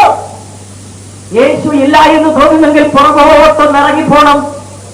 എത്ര വർഷമായി യേശു നിങ്ങൾക്ക് നഷ്ടമായിട്ട്? യേശുവിന്റെ സാന്നിധ്യം നിങ്ങൾക്ക് നഷ്ടമായിട്ട്? ഇതിനോളം നിർബന്ധിക്കണമവരെ, യേശുവിന്റെ ജീവിതം, എന്റെ ജീവിതം ജയകരമായി നയിപ്പാൻ നീ എന്നോട് കൂടി ഇരിക്കണം. എന്നെ കൂടാതെ ഒരു ജീവിതം എനിക്ക് വേണം. നിന്നെ കൂടാതെ എനിക്ക് ജീവിക്കാൻ കഴിയില്ല. നിന്റെ സാന്നിധ്യമാണ് എന്നെ നിർത്തുന്നത്, നിന്റെ സാന്നിധ്യമാണ് എന്നെ നിർത്തുന്നത്. ഇന്ന് പകൽക്കാലം യേശുവിനെ നിർബന്ധിക്കാം. നീ എന്നോട് കൂടെ വരണം, എന്റെ ജീവിതത്തിൽ നീ ഉണ്ടായിരിക്കണം, എന്റെ കുടുംബത്തിൽ നീ ഉണ്ടായിരിക്കണം. നിങ്ങളുടെ വീട്ടിൽ യേശു വേണമെന്ന് നിർബന്ധിക്കുന്നവർ, നിർബന്ധമുള്ളവരുണ്ടോ? യേശു എന്റെ വീട്ടിൽ ഉണ്ടായിരിക്കണമെന്ന് നിർബന്ധമുള്ളവർ കരങ്ങൾ ഉയർത്തി പറയാമോ? യേശുവിനിരിക്കാൻ നിങ്ങളുടെ വീട്ടിൽ ഒരു ഇടമുണ്ടാകണം. യേശുവിന് നിങ്ങളുടെ വീട്ടിൽ ഒരു ഇടമുണ്ടാകണം. എന്റെ വീടൊരു സിനിമാശാലയായാൽ അത് കണ്ടുകൊണ്ട് യേശു അവിടെ ഇരിക്കുമെന്ന് വിചാരിക്കരുത്. നിർബന്ധിക്കണം, യേശുവേ നീ എന്റെ വീട്ടിലേക്ക് വരണം, എന്റെ വീട്ടിൽ പാർക്കണം. രോഗം വരുമ്പോൾ മാത്രം അങ്ങോട്ട് കണ്ടുയർത്തിയാൽ പോരാ, നടുവേദന വരുമ്പോൾ മാത്രം ഇങ്ങോട്ട് കണ്ടുയർത്തിയാൽ പോരാ. അതുവരെ ടിവിയുടെ മുമ്പിൽ ഇരുന്ന് മോഹിയാട്ടം കണ്ടിട്ട്, നെഞ്ചുവേദന വരുമ്പോൾ മുട്ടുമടക്കി പ്രാർത്ഥിച്ചാൽ ദൈവത്തിന് സ്തോത്രം. അതുവരെയും ടിവിയുടെ മുമ്പിൽ ഇരുന്ന് സീരിയൽ കണ്ടിട്ട് വയറുവേദന വന്നപ്പോൾ മുട്ടുകുത്തിയാൽ നിന്റെ വീട്ടിൽ യേശു കാണുകയില്ല. യേശുവിനെ നിന്റെ വീട്ടിലേക്ക് കൊണ്ടുവരുവാൻ നീ നിർബന്ധിക്കണം. സാന്നിധ്യം നഷ്ടപ്പെട്ടു പോകാതെ സൂക്ഷിക്കണം. ഭവനത്തിന് പേരെഴുതി വയ്ക്കും ബഥേൽ എന്ന്. ബഥേൽ, ബഥേൽ, ഇത് ദൈവത്തിന്റെ ഭവനം. പല ബഥേൽ വീടുകളിലും ഒരു 28 സാത്താന്മാരുണ്ടായിരിക്കും. ഒന്നും രണ്ടും ഒന്നുമല്ല കയറി പാർക്കുന്നത്. വാതിൽ തുറന്നിട്ടിരിക്കുക, കയറിക്കുമെന്ന്. എന്നിട്ട് ഇപ്പൊ പറയുന്നതോ ഭാഷന്മാർക്ക് ഇപ്പൊ പ്രാർത്ഥനയില്ലെന്ന്. അവര് പ്രാർത്ഥിക്കാത്തതുകൊണ്ടാണ് ഞങ്ങളെ രോഗം സൗഖ്യമാകാതെ. നിന്റെ വീട്ടിൽ യേശുവിനെ നിർബന്ധിച്ച് കൊണ്ടുവരണം. അതിനുവേണ്ടി അന്യമായതിനെയൊക്കെ വലിച്ചെറിഞ്ഞ് നിന്റെ ഭവനം ഒരു ബദ്ധേലായി ദൈവ സാന്നിധ്യമുള്ള ഒരു വീടായി കാണപ്പെടട്ടെ. അവിടെ പ്രാർത്ഥന ഉണ്ടായിരിക്കട്ടെ, അവിടെ സ്തോത്രം ഉണ്ടായിരിക്കട്ടെ, അത് സ്വർഗത്തിന്റെ വാതിലായിരിക്കട്ടെ. നിർബന്ധിക്കണം വീട്ടിൽ.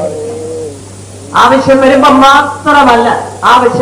മാത്രമല്ല ദൈവത്തിന് സദാസമയം യേശുവിന്റെ സാന്നിധ്യത്തെ നിങ്ങളുടെ ജീവിതത്തിൽ നിങ്ങൾ ഉണ്ടാക്കിക്കൊള്ളണം. നിങ്ങളുടെ വീട്ടിൽ ഉണ്ടാക്കിക്കൊള്ളണം, നിങ്ങളുടെ ജോലി സ്ഥലത്ത് ഉണ്ടാക്കിക്കൊള്ളണം, നിങ്ങളുടെ ബിസിനസ് സ്ഥാപനങ്ങളിൽ ഉണ്ടാക്കിക്കൊള്ളണം. ദൈവത്തിന് കച്ചവടം ചെയ്യുമ്പോൾ യേശു അടുത്തുണ്ടെന്നൊരു ചിന്ത ഉണ്ടായിരിക്കണം. അത് ഉണ്ടാകുമ്പോഴേ അന്യായ ലാഭം വാങ്ങാൻ കൈ അല്പം വിറയ്ക്കും. ദൈവത്തിന് യേശു അടുത്ത് നിൽക്കുമ്പോൾ അനീതിയുടെ കൂലി വാങ്ങാൻ കൈവിറയ്ക്കും. അപ്പോഴും വേണം യേശു. ദൈവത്തിന് ദൈവ സാന്നിധ്യത്തെ നിങ്ങളുടെ ജീവിതത്തിൽ ഉണ്ടാക്കിക്കൊള്ളണം. അങ്ങനെയാണെങ്കിൽ നിങ്ങളുടെ പരീക്ഷകളിൽ, നിങ്ങളുടെ പോരാട്ടങ്ങളിൽ, ശക്തമായ കൊടുങ്കാറ്റിന്റെ നടുവിലും സഹായിപ്പാൻ അവൻ കൂടെ ഉണ്ടായിരുന്നു. കടന്നു പോകുന്നവനായി ഭാവിച്ചു, പക്ഷെ അവൻ കടന്നു പോകുവാനല്ലായിരുന്നു. നിങ്ങൾ അവനെ നിർബന്ധിക്കുവാൻ അവൻ കാത്തിരിക്കുകയാണ്. യേശു നിങ്ങളുടെ അടുക്കൽ വന്നിട്ടുണ്ട്, പക്ഷെ പ്രവർത്തിക്കാതിരിക്കുന്നു. പലരും പറയുന്നു കർത്താവിന്റെ അടുക്കലുണ്ട്, പക്ഷെ പ്രവർത്തിയില്ല. അത്ഭുതങ്ങൾ നടക്കുന്നില്ല, വീര്യപ്രവർത്തികൾ നടക്കുന്നില്ല. ഒരു കാലത്ത് അത്ഭുതം നടന്നു, ശരിയാണ്, അത്ഭുതം നടന്നു. എന്നാൽ ഇപ്പോൾ അതില്ല. യേശു അടുത്തുണ്ട്, പക്ഷേ പ്രവർത്തിക്കുന്നില്ല. കാരണം അവൻ കടന്നു പോകുന്നവനായി ഭാവിക്കുകയാണ്. നീ നിർബന്ധിക്കണം. നിർബന്ധിക്കുക എന്ന് പറഞ്ഞാൽ അതിന്റെ അർത്ഥം നിന്റെ വായിൽ ഒരു നിലവിളിയുടെ ശബ്ദമുയരട്ടെ, ഒരു കണ്ണുനീരുണ്ടാകട്ടെ. യേശുവിന്റെ മുഖത്തേക്ക് കണ്ടുയർത്തി നീ എന്താണ് എനിക്കാരുമില്ല എന്ന് പറഞ്ഞുകൊണ്ട് അവന്റെ പാദത്തിലേക്ക് വേണം, അവന്റെ പാദത്തെ ഇറുകെ പിടിച്ച് അവന്റെ മുഖത്തേക്ക് നോക്കി സഹായിച്ചതാണ് ഞാൻ നിന്നെ വിടുകയില്ല എന്ന് പറഞ്ഞുകൊണ്ട് നിലവിളിക്കുന്ന ഒരു അനുഭവം. രോഗസൗഖ്യം ഉണ്ടാകും സഹോദര. നിന്റെ കുടുംബത്തിൽ ഒരു നിലവിളി ഉണ്ടെങ്കിൽ, നിന്റെ ഭവനത്തിൽ ഒരു അത്ഭുതം നടക്കും സഹോദരി. നിന്റെ വീട്ടിൽ ഒരു നിലവിളി ഉണ്ടെങ്കിൽ, നിന്റെ കുഞ്ഞുങ്ങളുടെ ജീവിതത്തിൽ ഒരു അത്ഭുതം നടക്കുമെന്ന് നിനക്ക് കണ്ടുകൊണ്ട് കാണാൻ കഴിയും. നിന്റെ ഭവനത്തിൽ ഒരു നിലവിളിയുടെ ശബ്ദമുയരുന്നെങ്കിൽ ദൈവത്തിന് സ്തോത്രം. ഒരുപക്ഷെ ചില വർഷങ്ങളായി യേശു നിങ്ങളുടെ ജീവിതത്തിൽ കടന്നു പോകുന്നവനായി ഭാവിക്കുന്നവനായി കാണപ്പെടുന്നു എങ്കിൽ നിങ്ങളൊരു തീരുമാനമെടുക്കാമോ? ഇന്നു മുതൽ ഞാൻ മുഴക്കാൻ നടത്തി അവന്റെ മുഖത്തേക്ക് കണ്ണുകൾ ഉയർത്തി ഞാൻ നിലവിളിക്കും എന്ന് തീരുമാനിക്കുമെങ്കിൽ അത്ഭുതങ്ങൾ നിന്റെ കണ്ടുകൊണ്ട് കാണുവാൻ സാധിക്കും. യേശു കഴിഞ്ഞ നാളുകളിൽ മാത്രമല്ല പ്രവർത്തിച്ചത്, ഇന്നും പ്രവർത്തിക്കുന്നു. യേശുവിന്റെ കരം കുറുകിയിട്ടില്ല, അവന്റെ ശക്തി ക്ഷയിച്ചു പോയിട്ടില്ല. നമ്മുടെ യേശു ഇന്നും ജീവിക്കുന്നു. വിശ്വസിക്കുന്നവർ കരങ്ങളെ എടുക്കണല്ലേ പറയാമോ? ഹൃദയമുടയട്ടെ, കണ്ണുകൾ നനയട്ടെ, നിലവിളി നിന്റെ നാവിൽ ഉയരട്ടെ. എന്റെ കുഞ്ഞുങ്ങൾ നിമിത്തമാണോ നീ ഭാരപ്പെടുന്നത്? ഒരുപക്ഷെ നീ വിചാരപ്പെടുന്നുണ്ടാവും, ഞാൻ എത്ര വർഷങ്ങളായി എന്റെ മകന് വേണ്ടി പ്രാർത്ഥിച്ചു, എന്റെ മകൾക്ക് വേണ്ടി പ്രാർത്ഥിച്ചു, എന്റെ കുടുംബത്തിന്റെ വിടുതലിന് വേണ്ടി ഞാൻ പ്രാർത്ഥിച്ചു, എന്തുകൊണ്ട് യേശു പ്രവർത്തിക്കുന്നില്ല എന്നൊരുപക്ഷെ നിങ്ങൾ ചോദിക്കുന്നുണ്ടോ? പോരാ, എന്റെ കണ്ണുകൾ പോരാ, മനം തകർന്ന് കരയാം അവന്റെ പാദപീഠത്തിൽ വീണ് കിടന്നു. യേശുവേ, നീ എനിക്ക് വേണ്ടി ഒരു അത്ഭുതം ചെയ്തേ മതിയാകും, എനിക്ക് വേണ്ടി നീ ഒരു അത്ഭുതം ചെയ്തേ മതിയാകും, അല്ലാതെ എനിക്ക് വേറെ ഗതിയില്ല എന്ന് പറഞ്ഞുകൊണ്ട് ഹൃദയപ്പെടുത്തി അവന്റെ പാദപീഠത്തിൽ കിടക്കുമെങ്കിൽ, അവനെ നിങ്ങൾ ഉണർത്തുമെങ്കിൽ, അവനെ നിങ്ങൾ നിർബന്ധിക്കുമെങ്കിൽ, അവൻ പ്രവർത്തിപ്പാൻ നിങ്ങൾ വാതിൽ തുറന്നിടുമെങ്കിൽ പ്രിയമുള്ളവരെ, അത്ഭുതങ്ങൾ നിങ്ങൾക്ക് കാണുവാൻ, സൗഖ്യമാക്കുവാൻ അവന്റെ കരത്തിൽ നിന്നും കഴിയും, ജീവിപ്പിക്കുവാൻ അവന്റെ കരത്തിൽ നിന്നും കഴിയും, ബലഹീനതയെ പോറ്റി ശക്തിപ്പെടുത്തുവാൻ അവന്റെ കരത്തിൽ നിന്നും കഴിയും. ഇന്ന് പകലും യേശു നിങ്ങളുടെ ജീവിതത്തിൽ ഒരു അത്ഭുതം. ദൈവത്തിന് അവന്റെ അടുക്കലേക്ക് ഇറങ്ങി വന്ന യേശുവിനെ കണ്ടപ്പോൾ ഇവർ ഭ്രമിച്ചു പറയുകയാണ്, അയ്യോ ഭൂതം, ഭൂതം എന്ന് അവർ നിലവിളിച്ചതായി കാണുന്നു. എന്റെ 49-ാം വാക്യത്തില് അവൻ കടലിന്മേൽ നടക്കുന്നത് കണ്ടിട്ട് ഭൂതം എന്ന് നിരൂപിച്ച് നിലവിളിച്ചു, തെറ്റിദ്ധരിച്ചു പോയി. ദൈവത്തിന് യേശുവിന്റെ സ്നേഹത്തെ നമുക്ക് അവിടെ കാണാൻ കഴിയും. ഞാൻ പലപ്പോഴും ചിന്തിക്കും, ഞാനോ അല്ലെങ്കിൽ എന്നേക്കാൾ ഇച്ചിരി കൂടെ ശ്രേഷ്ഠതയുള്ള ഒരാളാണെങ്കിൽ പോലും പ്രാർത്ഥിക്കാനായിട്ട് അടുത്തോട്ട് ചെന്നപ്പോ പാസ്റ്ററെ കൂടെന്ന് വിളിച്ചാൽ ഡബിൾ എന്ന് വിളിച്ചാൽ എന്റെ കാര്യം പറയുകയാണ്. ദൈവത്തിന് സ്തോത്രം. ഞാൻ പ്രാർത്ഥിക്കാൻ ചെന്നപ്പോ എന്നെ വിശുദ്ധൻ എന്ന് വിളിക്കുന്നതിന് പകരം എന്നെ ഡബിൾ എന്ന് വിളിച്ചു. അതുകൊണ്ട് ഞാനിനി പ്രാർത്ഥിക്കത്തില്ല എന്നൊരു പക്ഷേ പറഞ്ഞു പോകും. അവരുടെ അടുക്കലേക്ക് ഇറങ്ങി വന്ന് യേശുവിനെ അവർ വിളിക്കാൻ ഡബിൾ. കർത്താവ് പിന്തിരിഞ്ഞു പോയില്ല. അയ്യോ, ഇവരെന്നെ കൂടെ വന്ന് വിളിച്ചല്ലോ, അതുകൊണ്ടെന്നാൽ ഞാൻ വിട്ടുപോയേക്കാം എന്ന് പറഞ്ഞ് പിന്തിരിഞ്ഞു പോയില്ല. നിന്നോടെ അവരോട് സംസാരിക്കുന്നു. ദൈവത്തിന് അവൻ പറയുന്ന വാക്കുകളാണ് നമ്മുടെ 50-ാമത്തെ വാക്യത്തിൽ വായിക്കുന്നത്. ഉടനെ അവൻ അവരോട് സംസാരിച്ചു. അവൻ അവരോട് സംസാരിച്ചു. ദൈവത്തിന് ഇന്ന് പകലും യേശു നിങ്ങളോട് സംസാരിക്കും. കൃത്യമായും സംസാരിക്കും, സ്നേഹത്തോടെ സംസാരിക്കും. ആ വാക്കുകൾ എത്ര ആകർഷണീയമാണ്, അതെത്ര ആശ്വാസം നൽകുന്നതാണ്, ഹൃദയത്തിന്റെ മുറിവുകളെ കെട്ടുന്നതാണ്, കണ്ണുനീരിനെ തുടയ്ക്കുന്നതാണ്. പ്രിയമുള്ളവരെ, ആഴ്ചകൾ കണ്ണുനീർ ഒഴുക്കിക്കൊണ്ടിരുന്നാലും യേശുവിന്റെ വായിൽ നിന്ന് പുറപ്പെടുന്ന ഒരു വാക്ക് നമ്മുടെ കണ്ണുനീരിനെ മുഴുവൻ മാറ്റിക്കളയും. അത്ര ആശ്വാസം നൽകുന്ന വാക്ക്, അത്ര ഇമ്പകരമായ വാക്ക്, നമ്മുടെ ഹൃദയത്തിന്റെ വേദനയും മാറ്റുന്ന വാക്ക്. എന്റെ ക്രിസ്തീയ ജീവിതത്തിൽ പലപ്പോഴും അവന്റെ വാക്ക് ഇപ്രകാരം എനിക്ക് കേൾക്കുവാൻ ഇടയായിട്ടുണ്ട്. ഹൃദയവേദനയിൽ വേദനയോടെ നിലവിളിക്കുമ്പോൾ ചിലപ്പോൾ വിശുദ്ധന്മാരിലൂടെ ഞാനിപ്പോഴും ഓർക്കുന്ന എന്റെ ട്രെയിനിങ് പീരീഡിൽ ഒരു കഠിനമായ പരീക്ഷയിൽ എന്ത് ചെയ്യണമെന്നറിയാതെ 19 വയസ്സ് ഞാൻ സുവിശേഷതയിലേക്ക് ഇറങ്ങുമ്പോൾ മദ്രാസിൽ അടയാറിൽ ട്രെയിനിങ് ഞാൻ അറിവിൽ ശിശുവായിരുന്നു. വലിയ അനുഭവങ്ങളൊന്നും എനിക്കുണ്ടായില്ല. അന്നുണ്ടായിരുന്ന ഒരു കഠിനമായ ശോധന.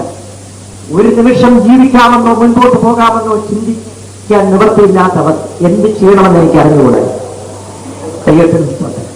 ഞാനായിരുന്ന ആ കെട്ടിടത്തിന്റെ 3-ാം നിലയുടെ മുകളിൽ ഒരു ഓലഷെഡ് ഇട്ടിട്ടുണ്ട്. അതിന്റെ മുകളിൽ പോയി ഒരു പുൽപ്പായിട്ട് കവഞ്ഞു കിടന്ന് ഏങ്ങി കരഞ്ഞ അവസരം ഞാൻ ഇപ്പോഴും ഓർക്കുന്നു. എന്ത് ചെയ്യണമെന്ന് എനിക്ക് അറിഞ്ഞുകൂടായി. അത്ര കഠിനമായ ഒരു ശോധന എന്റെ ജീവിതത്തിൽ നേരിട്ടു. ദൈവത്തിന് സ്തോത്രം. എനിക്ക് ഭാഷ അറിഞ്ഞുകൂടാ, അപരിചിതമായ സ്ഥലം. മദ്രാസ് സിറ്റി എനിക്ക് എന്തുവാണെന്ന് പോലും അറിഞ്ഞുകൂടാ. ഞാൻ ആദ്യമായിട്ടാണ് മദ്രാസിൽ പോകുന്നത്. വിലക്കിറങ്ങിയിട്ട് ചില മാസങ്ങളെ ആയിരുന്നു. ദൈവത്തിന് സ്തോത്രം. എനിക്ക് ചെയ്യാവുന്ന ഒന്ന് മാത്രമേ ഉണ്ടായിരുന്നുള്ളൂ. ഞാൻ കവിഞ്ഞു കിടന്നു ഒരൊറ്റ പുൽപ്പായി കരഞ്ഞു കുറേയേറെ സമയം. യാദൃശ്യമായി അന്ന് അടയാർ പേറ്റൂരിലുണ്ടായിരുന്ന ഒരു ദൈവദാസൻ, ദൈവത്തിന് സ്തോത്രം, അന്ന് അദ്ദേഹം 3-4 വർഷം അവിടെ പരിചയമുള്ള ആളാണ്. ഇപ്പോഴും അദ്ദേഹം ജീവനോടെയുണ്ട്. പേര് പറഞ്ഞാൽ അറിയും, പക്ഷെ ഞാൻ പറയുന്നില്ല.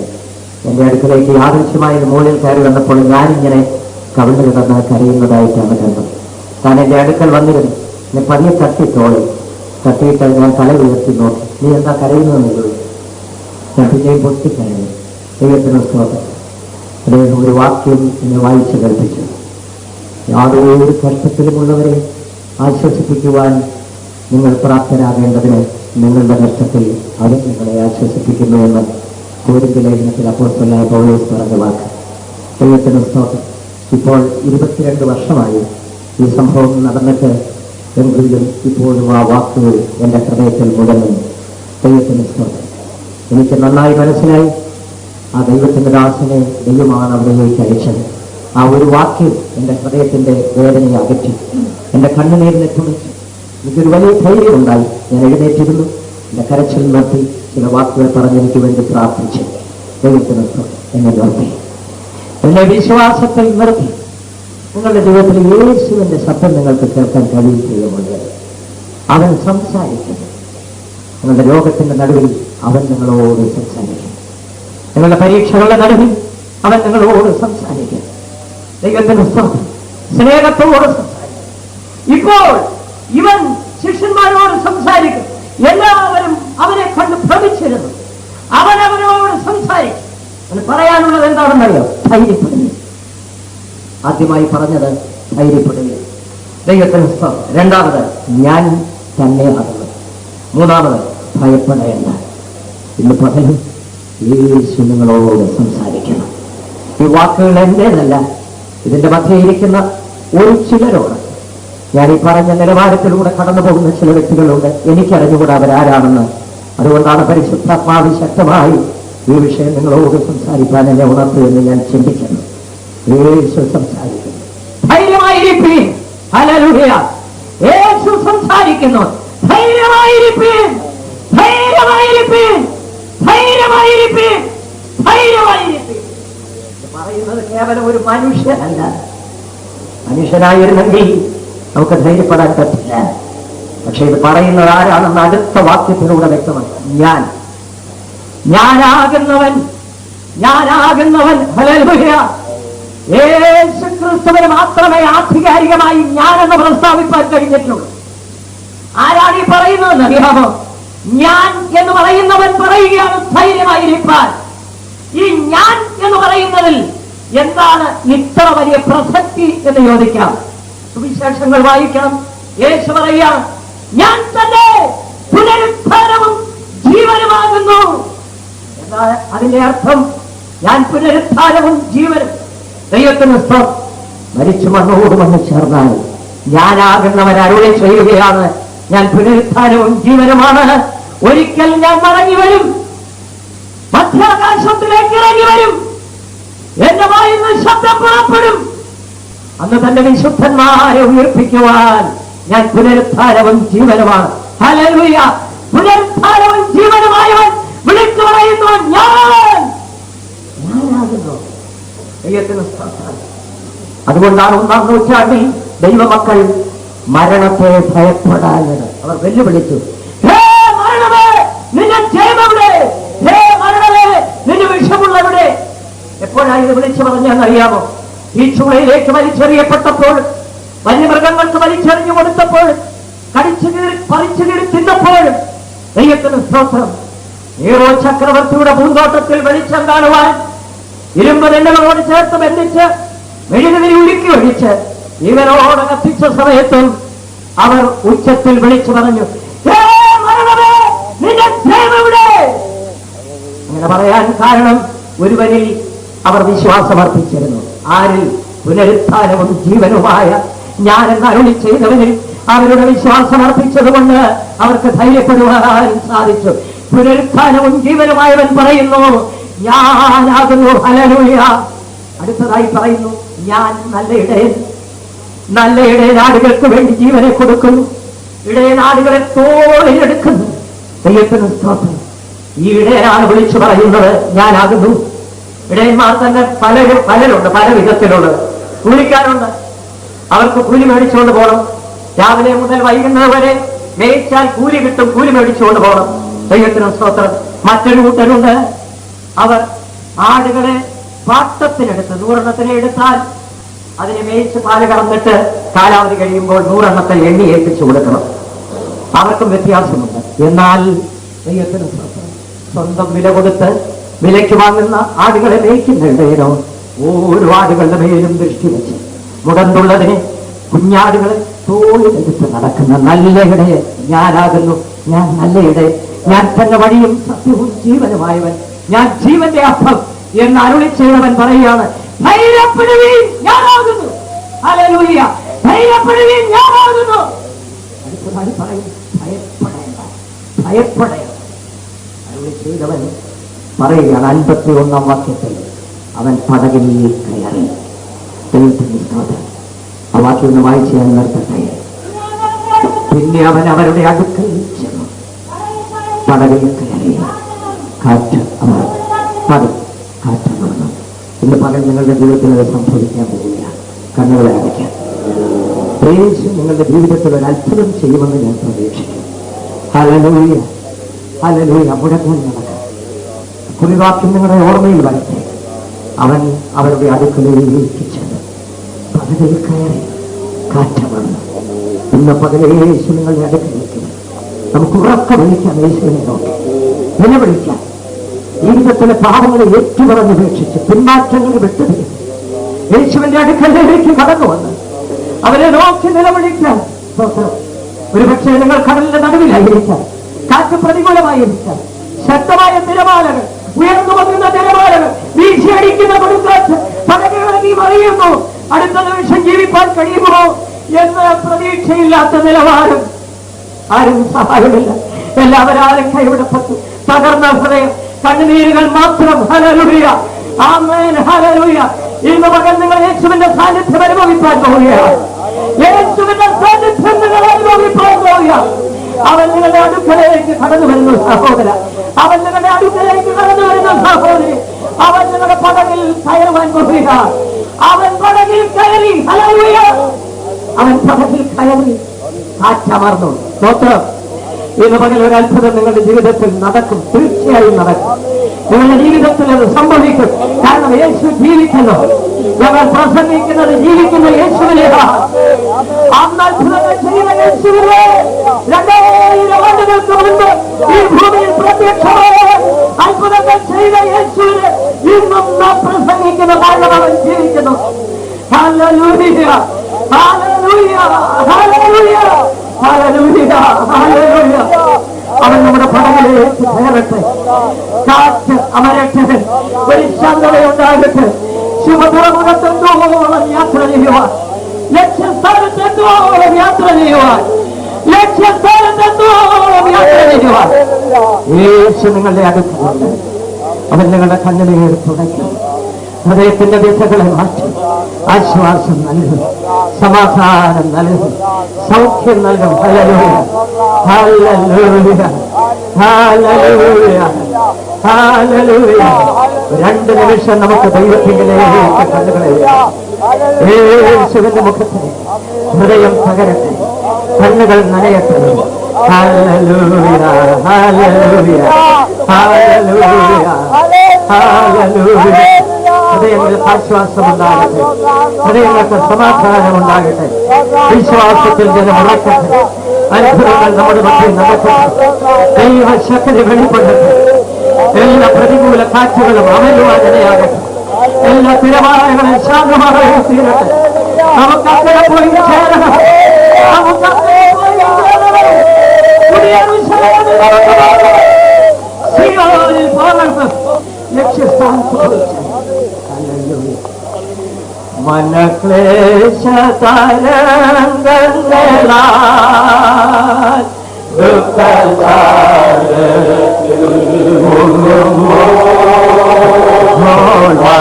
ദുഃഖസാരത്തിൽ